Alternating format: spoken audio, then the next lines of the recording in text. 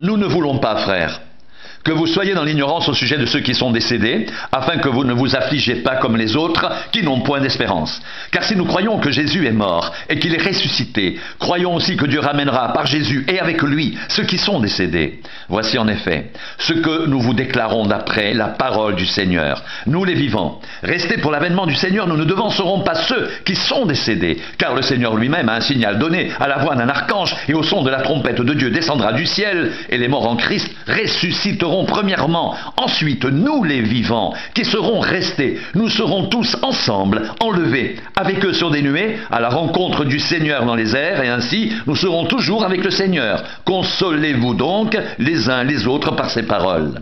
Pour ce qui est des temps et des moments, vous n'avez pas besoin, frères, qu'on vous en écrive, car vous savez bien vous-même que le jour du Seigneur viendra comme un voleur dans la nuit. Quand les hommes diront paix et sûreté, alors une ruine soudaine les surprendra, comme les douleurs de l'enfantement surprennent la femme enceinte, et ils n'échapperont point. Mais vous, frères, vous n'êtes pas dans les ténèbres, pour que ce jour vous surprenne comme un voleur. Vous êtes tous des enfants de la lumière et des enfants du jour. Nous ne sommes point de la nuit ni des ténèbres. Ne dormons donc point comme les autres, mais veillons et soyons sobres. Car ceux qui dorment, dorment la nuit, et ceux qui s'enivrent, s'enivrent la nuit. Mais nous, qui sommes du jour, soyons sobres, ayant revêtu la cuirasse de la foi et de l'amour, et ayant pour casque l'espérance du salut. Car Dieu ne nous a pas destinés à la colère, mais à la possession du salut, par notre Seigneur Jésus-Christ, qui est mort pour nous, afin que soit que nous veillions, soit que nous dormions, nous vivions ensemble avec lui. C'est pourquoi exhortez-vous réciproquement et édifiez-vous les uns les autres comme en réalité vous le faites.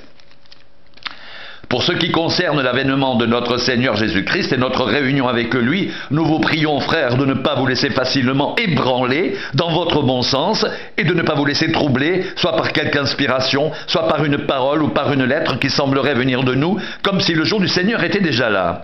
Que personne ne vous séduise d'aucune manière, car il faut que l'apostasie soit arrivée auparavant et qu'on ait vu paraître l'homme impie, le fils de la perdition, l'adversaire qui s'élève au-dessus de tout ce qu'on appelle Dieu ou de ce qu'on adore. Il va jusqu'à s'asseoir dans le temple de Dieu, se proclamant lui-même Dieu.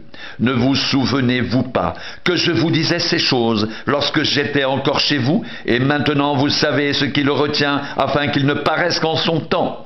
Car le mystère de l'iniquité agit déjà. Il faut seulement que celui qui le retient encore ait disparu, et alors paraîtra l'impie que le Seigneur Jésus détruira par le souffle de sa bouche, et qu'il écrasera par l'éclat de son avènement. L'apparition de cet impie se fera par la puissance de Satan, avec toutes sortes de miracles, de signes et de prodiges mensongers, et avec toutes les séductions de l'iniquité pour ceux qui périssent, parce qu'ils n'ont pas reçu l'amour de la vérité pour être sauvés. Aussi Dieu leur envoie-t-il une puissance d'égarement pour qu'ils croient au mensonge, afin que tous ceux qui n'ont pas cru à la vérité, mais qui ont pris plaisir à l'injustice, soient condamnés. Pour nous, frères bien-aimés du Seigneur, nous devons à votre sujet rendre continuellement grâce à Dieu, parce que Dieu vous a choisi dès le commencement pour le salut, par la sanctification de l'Esprit et par la foi en la vérité. C'est à quoi il vous a appelé par notre évangile, pour que vous possédiez la gloire de notre Seigneur Jésus-Christ. Ainsi donc, frères, demeurez fermes et retenez les instructions que vous avez reçues, soit par notre parole, soit par notre lettre. Que notre Seigneur Jésus-Christ lui-même et Dieu notre Père, qui nous a aimés et qui nous a donné par sa grâce une consolation éternelle et une bonne espérance, console vos cœurs et vous affermisse en toute bonne œuvre et en toute bonne parole.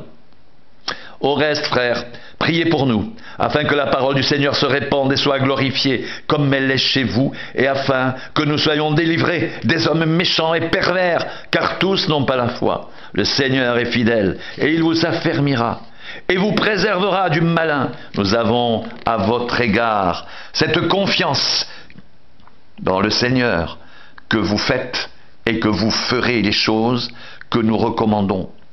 Que le Seigneur dirige vos cœurs vers l'amour de Dieu et vers la patience de Christ.